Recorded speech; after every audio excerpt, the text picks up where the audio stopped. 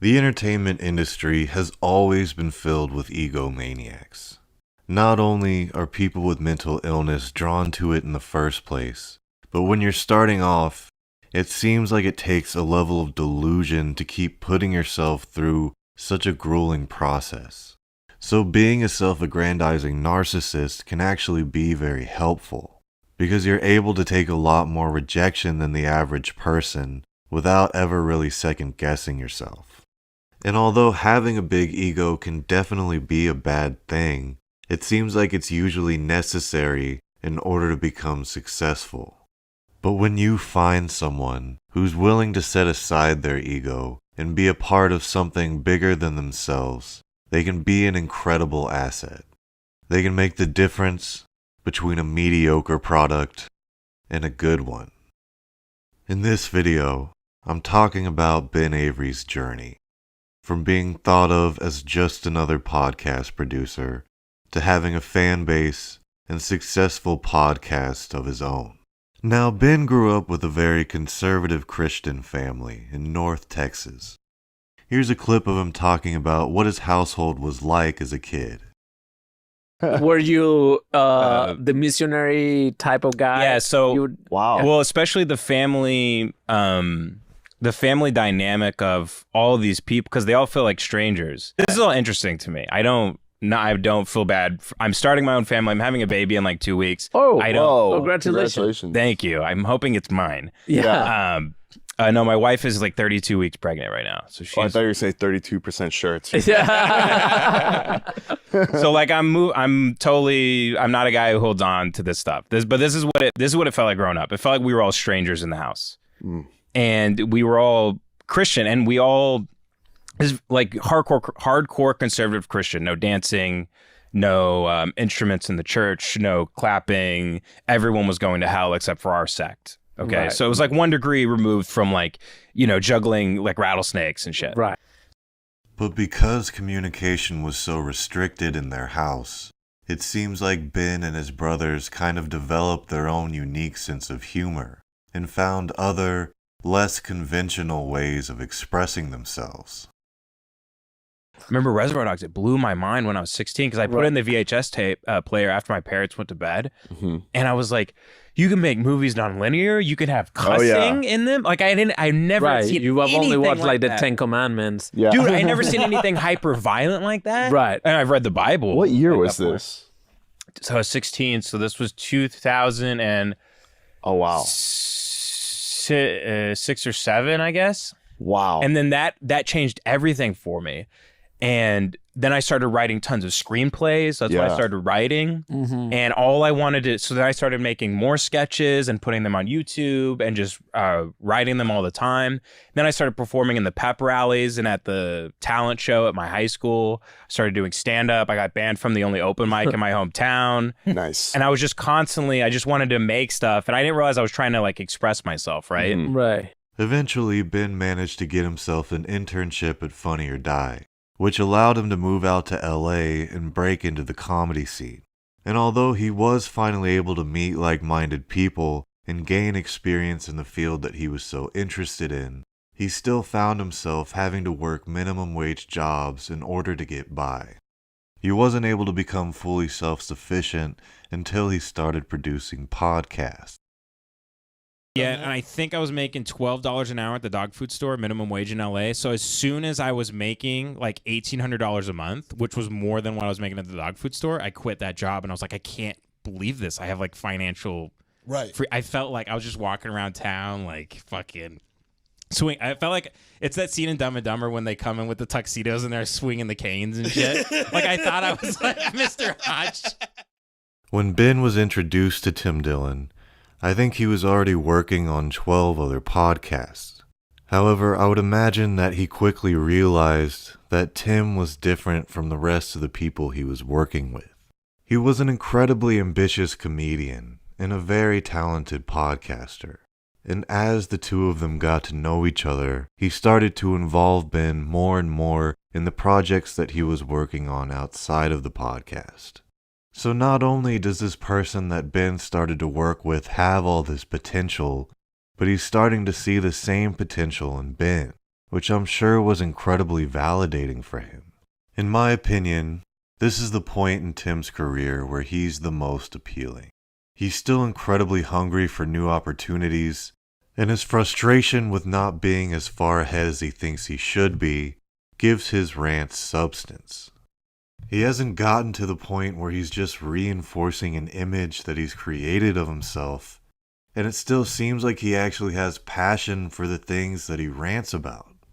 He was still working on his first full-hour special, and even talked about producing and starring in his own comedy film. And although his podcast was incredibly entertaining, it hadn't yet defined him as a comedian. It really did seem like the sky was the limit for Tim, and Ben was the person that he had chosen to accompany him on his journey, or so it seemed at the time. Who's your best friend? Ben. Okay. But What do you mean? Oh. what happens when there's no pie left, as you would say? When I don't do the show anymore? What happens when Me and his Ben will wife be finally friends. says, him or me? No, he makes money. He fucks his wife. How long do you need to fuck someone? 12 hours? Like, what are you talking about? You can fuck every night. What is your dynamic with Ben's wife? Is there any tension? We have sex. They bring me into the bed once a month. Ben is truly the only thing I care about on earth. Like, It's very true. Ben is the only thing I care about on earth. Literally, there's a few people in this room and you. I would watch you all burn alive if I knew that I could save Ben. I wouldn't even try to save any of you. To save women at the expense... No, Ben is my brother and best friend. I mean, Ben is the only person really in my life that I know will stay there forever because we built the thing from the ground up. Also, that he has people Stockholm Syndrome. What choice does he have? He is a beaten man that you have blackballed in the business and said I if know, anyone he could hires be, I him... know, he could be getting you out of a tub. I know, I get it. It would be much better. It would be much better. I understand. But I don't think the fact that I work with him invalidates the friendship. Okay. This kid believed in me when no one believed in me. agree. When you didn't, when I Joe still Rogan don't. didn't. Agreed. When none of you knew who I was and didn't really care, Ben thought I was really funny. Yeah. You know what I mean? Yeah. But with all this talk of Ben being irreplaceable and having an equal role in building the show from the ground up, it still seems like he was ultimately viewed as an employee. Now, anybody who's familiar with him knows that Tim is likely to berate anyone who gets in his way or even slightly annoys him. And Ben acted as a type of lightning rod for these attacks on the show. And although Ben agreed to play this role, and it was all in the context of a bit, it seems like the abuse would continue even when the cameras weren't rolling. Ben was subject to being called useless and stupid off the show as well, with Tim holding things like his salary and position over his head. Tim would even go as far as firing Ben and then rehiring him with a higher salary to make up for it. Trying to make up for abusive behavior with money is a common theme in Tim's life. People that aren't willing to make like any sort of emotional sacrifice, typically they want to throw money at their problems when everybody else is like, no, we don't really care about your money. We kind of want you to just say, like, we want you to be a human being, actually. Right. How about you be a human being and treat me like a human being? Yeah. I don't want your fucking money. In fact, it's patronizing.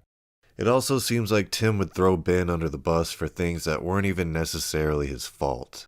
A good example of this is when he chose Ben to produce his comedy special, and when it wasn't received as well as he would have liked, he blamed it on Ben's editing skills rather than his own material.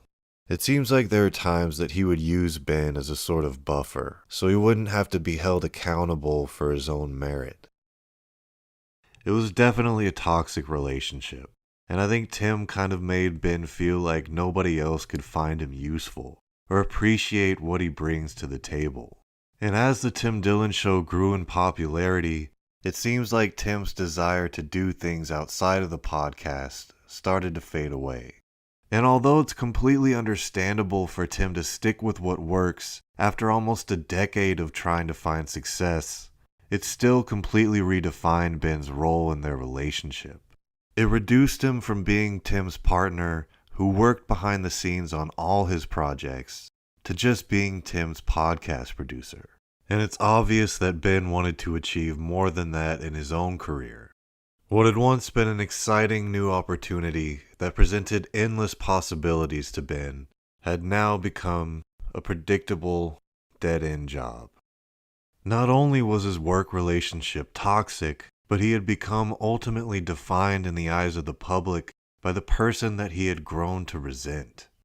I think he wanted to be known to the world as more than just Tim Dillon's podcast producer. If you consider all the different factors that I've talked about in this video, then it's pretty easy to understand why Ben decided not to come back to the Tim Dillon Show. But regardless of how motivated he was still making the decision to give up his only source of income and turn his back on the only person that he had been associated with in the eyes of the public. It was an incredibly brave decision to make, and I think it speaks volumes about his character that he was willing to risk almost everything he had in his career to do what he actually wanted to do. And a lot of people seem to notice the difference once he left. To a lot of us, he wasn't just the producer. He was a fundamental part of the show, whose friendship with Tim brought levity and depth to the otherwise cynical and almost shallow theme of the Tim Dillon Show. Now, I've talked about this a little bit before, but it kind of seems like Tim Dillon reads the people around him and tweaks his personality based on what he thinks will get the best reaction. The Tim Dillon that you get on his own show is slightly different from the one that you would get on JRE or a show like Matt and Shane's Secret Podcast. And although this is a great quality to have as a comedian, it kind of makes you wonder who he actually is as a person. And even though Ben probably is the best example of someone that Tim's made to feel special in order to keep them around, he's certainly not the only one that Tim's done this to. I think that Tim is extremely good at making people feel validated or special for even being in his presence. The women that listen to the show, they're on a higher vibrational plane than the rest of them. That's it. Sorry. Same with the gay people listening to this show, men. Anyone who's listening to this show, you are on a higher vibrational plane than the rest of society. You are better than they are. And that's why you should gamble. Now I know that this is just him trying to be entertaining while he's reading an ad for a gambling website, but I honestly do believe that this is a major undertone throughout his podcast. And although these do kind of seem like calculated and almost pragmatic ways of making and maintaining friendships, I honestly don't know if he does this with the intent of using people or if it's simply the only way he knows how to interact with them. At some point during Tim's childhood, his parents started taking him on different acting auditions, where he was actually able to land a few prominent roles. He was on an episode of Sesame Street and in a musical that traveled around the country. So it definitely seems like his feelings of being special were reinforced at an early age. Folks, when I was a child, I was rightly told I had a lot of promise. I was told I was very bright. I was told that I was going to be lucky and that my luck was going to be earned and that I was going to be special. I was going to be different. I stood apart from the pack. Many of you were not told that. And that's because that is not the case for many of you. Many of you are not special. You're not different. You don't matter. Many of you. But even with all this encouragement from Tim's parents, it doesn't really seem like they actually cared about who he was as a person, and didn't really have any emotional involvement in his life besides vaguely telling him that he was special. It's why he's always talking about how uninvolved boomer parents are in their children's lives. And so I think that this mixture of his parents telling him that he was different without actually celebrating the things that made him different led to this kind of calculated and removed way that he goes about making people like him. But someone who can never reveal the more vulnerable sides of themselves will always have a hard time making friendships with genuine people, And the few genuine people you do manage to befriend will eventually start to wonder if they even know who you are as a person. And Ben has probably come the closest out of anyone to finding out who Tim Dillon actually is. Maybe Tim started to lash out at him and resent him because he was afraid of what Ben might find. Now look, I know that I'm 2 years late to this whole thing, and it's already been covered in multiple videos, but I think that these two make great examples for the different types of people that get into this industry. Whether it be the different motivations that they had for getting into it in the first place, or how they reacted differently when they had to face the stark realities of the job. And I don't even really think that Tim Dillon is all that bad of a person either.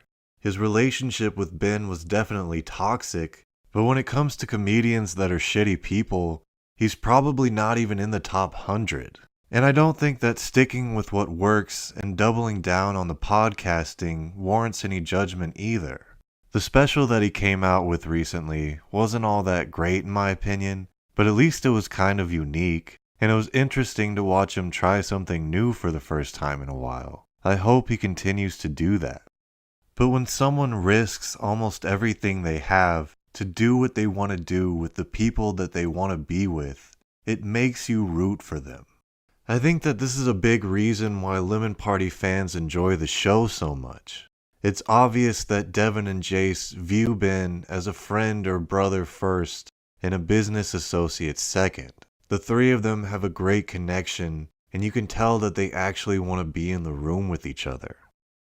I'm so happy that guys like Shane Gillis and John McKeever, I'm glad that they're getting their due to create something funny. And Tommy Pope, they surround themselves with really funny people. And as Shane has risen in the comedy space, he hasn't shed his close friends that he's created his comedic language with to rise to the top. That's really the secret to Shane's success, is he's not shedding people.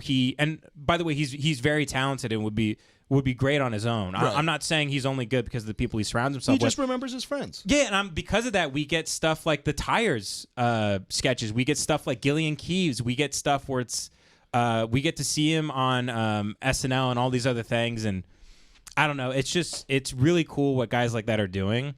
And I feel like I have a little island over here of guys I really love and I really care about. Right. That I think are so talented, and I'm so happy that I get to work with them. I love my brother so much, and I was just waiting for people to realize how funny he was. Fuck yeah. And it's so funny. It makes me so happy to do a show with him so people can finally see like how talented he is. And my friend Devin, who's been making sketches for 12 years in LA and not having really anything to show for it, for people to finally give it up for him. Right. And people can see how funny he is. And being around them till 4 or 5 a.m. every night for years has made us all funnier. Right. We've been doing Lemon Party for 8 years. I had lunch with George Kimmel like last week, and he goes, "How do you guys do it on the show? Is it pre-written? He goes, "Did you take improv classes?" I go, "No, we're just holding microphones for the first time." Like we've been doing this every night till 5 a.m. screaming and having takes on things and opinions and just trying to make each other laugh. Right. And we've only got better at it by doing it millions and millions of times. The chemistry just gets better and better. Right. And now we can go out on a live show, totally unscripted. We just did it in LA to a show, and we looked at each other backstage, and we go, "We got to do an hour and a half." I'm like, "Do you have anything planned? What are we doing? Do you have anything planned?" We're like, "I got fucking nothing." We're like, "All right." And we went out there and we just started improvising things, and it just built into something, and it became interactive, and it was a great show. Dude, that's so incredible. That's Louis showed me the 4th of July movie, what he was editing on his MacBook, and he showed me a cut of it in his apartment. Mm-hmm. And then he was just talking about making film. He's so smart, dude. And he's so incredibly, he's so talented. It's insane how good we're so lucky to have a guy like Louis. Yeah. He's so good. He's so benevolent. He's so generous. He's such a good dude, and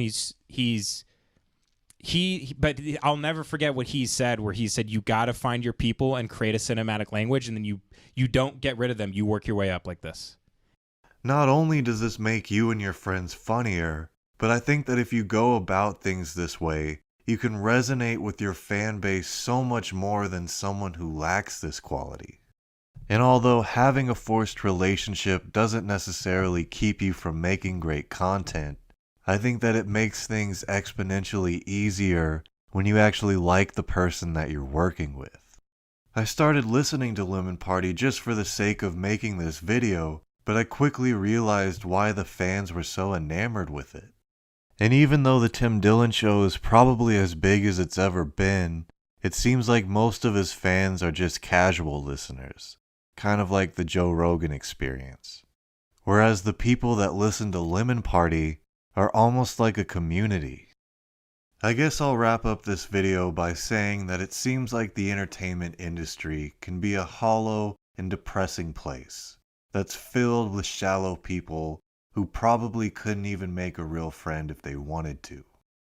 But for the people that actually get into it with the best of intentions, I think that eventually you either have to surrender your original idea of what you wanted to do and start playing the game to get ahead, or you can double down, grab the few people around you that you actually like, and try and build a fan base from the ground up. And although the latter of the two requires a lot more work, it comes with the benefit that you know any bit of success you do get is completely earned and built off of something that you and the people you care about created. And I'm sure that's way more rewarding than just using people to get ahead.